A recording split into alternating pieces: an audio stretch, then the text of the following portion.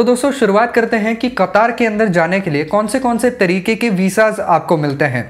तो यहाँ पर देखिए आपको टूरिस्ट वीसा मिलेगा, एक बिजनेस वीसा मिलेगा, वर्क वीसा मिलेगा, फैमिली वीसा मिलेगा और gulf corporation council resident visa भी यहाँ पर मिल जाएगा।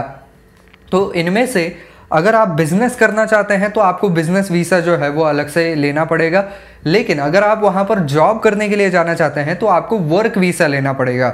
तो अगर आपको वर्क वीसा चाहिए तो उसके लिए जो है वो कुछ डॉक्यूमेंट्स ज़रूरी हैं, वो मैं आपको बता देता हूँ। सबसे पहली बात तो आपका एम्प्लॉयमेंट का कॉन्ट्रैक्ट वहाँ पर दिखाना पड़ेगा कि आपको कौन सी कंपनी ने हायर किया हुआ है, आपका प्रोजेक्ट कितने साल का है, आप यहाँ पर कितने साल तक रहने वाले हैं और साथ ही साथ आपकी पोजीशन क्या होने वाली है।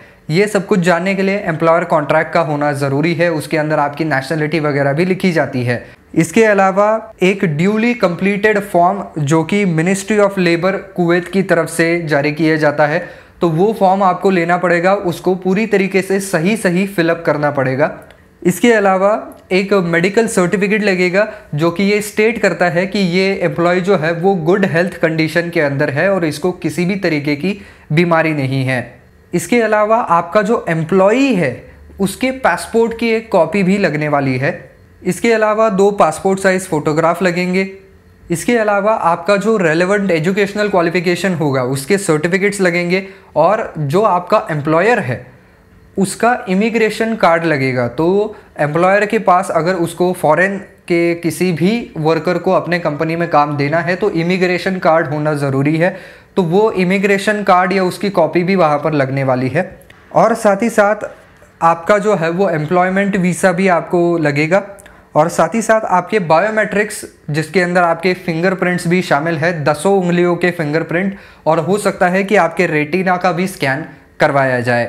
तो दोस्तों सिर्फ इतना लेने से आप वहाँ पर काम नहीं कर सकते हैं, आपको रेसिडेंट परमिट अलग से निकालना पड़ेगा। तो यहाँ पर रेसिडेंस परमिट के लिए आपके पास एक वैलिड पासपोर्ट होना चाहिए, उसी के साथ साथ 2 पासपोर्ट साइज़ फ़ोटोग्राफ एम्प्लॉय के, और साथ ही साथ आपका एक एम्प्लॉयमेंट वीसा भी दिखाना ही पड़ेगा। इसके अलावा कंपनी का कमर्शियल रजिस्ट्रेशन जो है उसकी एक कॉपी भी उनको चाहिए होगी और यहाँ पर बिजनेस इमिग्रेशन कार्ड की एक कॉपी भी चाहिए होगी जो कि आपके कंपनी का इमिग्रेशन कार्ड है, और एम्प्लॉय का मेडिकल सर्टिफिकेट यानी कि आपका मेडिकल सर्टिफिकेट भी चाहिए होगा। तो एक बार आपके हाथ में वहाँ का वर्किंग वीसा आ गया और आपका रेसिडेंट परमिट आ गया, उसके बाद आप वहाँ पर काम कर सकते हैं। लेकिन दोस्तों मज़े की बात यह है कि इनमें से जो डॉक्यूमेंट्स मैंने आपको बताए वो आपको खाली आपके एम्प्लॉयर को देने हैं, यानी कि जो आपको काम दे रहे हैं उस कंपनी में जमा करने हैं।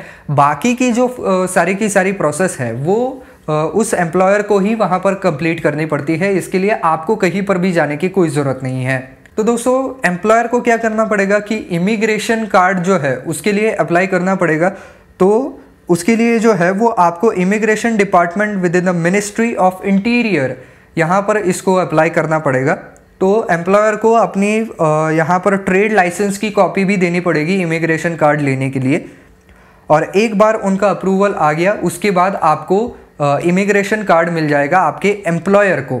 उसके बाद वो रिप्रेजेंटेटिव कार्ड भी पालेगा। इसके बाद आपको जो है वो ब्लॉक ऑफ वीसाज के लिए, वर्क वीसाज के लिए अप्लाई करना पड़ेगा एम्प्लॉयर को कि वो कौन से लोगों को यहाँ पर काम पर रखना चाहता है, उनका टोटल नंबर ऑफ एम्प्लॉयज़ कितने हैं, ये सब कुछ वहाँ पर डिस्क्लोज़ करना पड़ेगा और बाकी सारी चीज़ें भी देनी पड़ेंगी, जिसके बाद उनको वर्क वीसा जो है वो ग्रांट कर दिए जाते हैं। एक बार ये वर्क वीसा आपके नाम से आ गए, यानी कि जो आदमी वहाँ पर काम करने वाला है उसके नाम से आ गया, फिर कंपनी ही आपके रेसिडेंट वीसा के लिए भी या रेसिडेंट परमिट के लिए ही अप्लाई कर देती है। और जैसे ही वो दोनों चीज़ें आ जाती है यू कैन ट्रैवल टू कतार। लेकिन जब तक ये 2 चीज़ें नहीं आती है तब तक आप कतार में नहीं जा सकते हैं वर्क वीसा के ऊपर। तो जैसे ही ये 2 चीज़ें आएंगी आप कतार में जा सकते हैं। वहाँ पर फिर आप आपका घर ढूंढेंगे या अगर कंपनी आपको अकोमोडेशन दे रही है तो कंपनी के अकोमोडेशन को आप ऑक्यूपाई कर लेंगे और वहाँ पर नौकरी करना स्टार्ट कर देंगे। तो दोस्तों ये हमने बात कर ली कि वहाँ पर वर्क परमिट कैसे मिलता है, कैसे काम कर सकते हैं। अब बात ये कर लेते हैं कि आप वहाँ की सिटीजनशिप कैसे पाएंगे।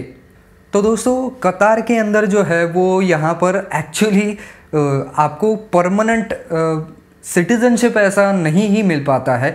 जो भी फॉरेन नेशनल्स हैं उनको केवल परमानेंट रेसिडेंसी सर्टिफिकेट या हम कहें कि परमिट जो है वो मिल सकता है, लेकिन उसके लिए भी नॉर्म्स जो हैं वो बहुत ज़्यादा सख्त कर दिए गए हैं। यहाँ पर 4 सितंबर 2018 को वहाँ के जो अमीर ऑफ द स्टेट ऑफ कतार तमीम बिन हमद अल थानी, इन्होंने एक लॉ पास किया था, लॉ नंबर 10 ऑफ 2018, जिसके अंदर यही सारे जो परमानेंट रेसिडेंट परमिट्स हैं उनके बारे में ये नया लॉ लागू कर दिया गया था। उसके हिसाब से ही ये सारे नए जो है वो हम कहें कि कंडीशंस लागू कर दिए गए हैं। वो आदमी कतार के अंदर अगर 20 साल तक कंटिन्यू रहता है तो उसको अप्लाई करने का मौका मिलता है, और अगर वो आदमी कतार के अंदर ही रहता है लेकिन वो एक्चुअली उसके एंसेस्टर्स जो हैं वो कतार के नहीं हैं तो उसको भी 10 साल तक कतार में रहना पड़ता है। उसके बाद ही उसको परमानेंट रेसिडेंटशिप के लिए वो एप्लीकेशन करने के लिए एलिजिबल हो सकता है। इसके अलावा अरेबिक लैंग्वेज में फ्लुएंट होना बहुत ज़्यादा ज़रूरी है, ये भी उनकी एक कंडीशन है। इसी के साथ साथ कोई भी क्रिमिनल कन्विक्शन आपके ऊपर नहीं होना चाहिए, कोई भी क्रिमिनल रिकॉर्ड नहीं होना चाहिए। इसके अलावा इस बात का प्रूफ भी होना चाहिए कि आपके पास इतनी इनकम आ रही है कि आप अपने आप को, और अगर आपकी फैमिली भी आपके साथ रह रही है तो उन सभी को आपके इनकम के ऊपर सस्टेन कर पाएंगे। ये इसका भी प्रूफ उनको दिखाना पड़ेगा। और कितनी मिनिमम सैलरी होनी चाहिए कतार में रहने के लिए, वहाँ का परमानेंट रेसिडेंटशिप पाने के लिए, ये कतार की गवर्नमेंट तय करेगी। हर एक फील्ड के अनुसार ये अलग अलग होता है। तो दोस्तों इसका फ़ायदा क्या है? तो फ़ायदा सबसे बड़ा ये है कि एक बार ये परमिट आपको मिल गया तो आप 6 महीने तक कतार से बाहर रह सकते हैं कंटिन्यूसली, लेकिन 6 महीने के बाद आपको वापस लौटना पड़ेगा, वरना आपका जो परमानेंट रेसिडेंसी का परमिट है वो रिवोक भी हो सकता है, वो कैंसिल हो सकता है, वॉइड हो सकता है। तो उसके लिए आपको जो है वो कंटिन्यूसली वहाँ पर रहना पड़ेगा। यानी कि 6 महीने तक तो आप बाहर जा सकते हैं, बाहर के कंट्रीज़ में घूम सकते हैं, लेकिन 6 महीने से ज़्यादा नहीं जा सकते हैं। दूसरी बात यह है कि वहाँ का जो फ्री हेल्थ केयर और बाकी जो गवर्नमेंट की तरफ से सर्विसेज दी जाती है उसका एक्सेस आपको भी मिलेगा, और साथ ही साथ आपके जो स्पाउसेस हैं, आपकी जो बीवी है, उनको भी यहाँ पर परमानेंट रेसिडेंटशिप का हम कहें कि परमिट मिल सकता है, और साथ ही साथ जो बच्चे हैं आपके जो कि 18 साल से कम हैं उनको भी मिल सकता है। इसके अलावा आप वहाँ पर अपना बिजनेस भी रजिस्टर करवा सकते हैं, वहाँ पर रियल एस्टेट यानी कि प्रॉपर्टी भी खरीद सकते हैं। लेकिन दोस्तों इसके अंदर भी उन्होंने एक और चीज़ डाल रखी है। तो मान लीजिए आप वहाँ पर 20 साल निकाल देते हैं, आप एलिजिबल हो चुके हैं वहाँ पर परमानेंट रेसिडेंसी का परमिट पाने के लिए, फिर भी हर साल केवल और केवल 100 ही परमानेंट रेसिडेंसी कार्ड या परमिट जो हैं वो इशू किए जाते हैं, उससे ज़्यादा इशू नहीं किए जाते हैं।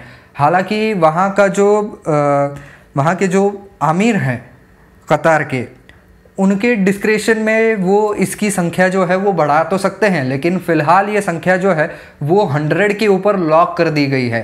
तो कतार जो है वो यहाँ पर हम कहें कि रेसिडेंटशिप पाने के मामले में सबसे ज़्यादा हार्डेस्ट कंट्री में से एक है, क्योंकि यहाँ पर एक्चुअल आपको सिटीजनशिप तो मिल ही नहीं सकती है, परमानेंट रेसिडेंटशिप मिल सकती है, वो भी 20 साल के बाद मिलेगी, और वो भी हर साल केवल 100 ही।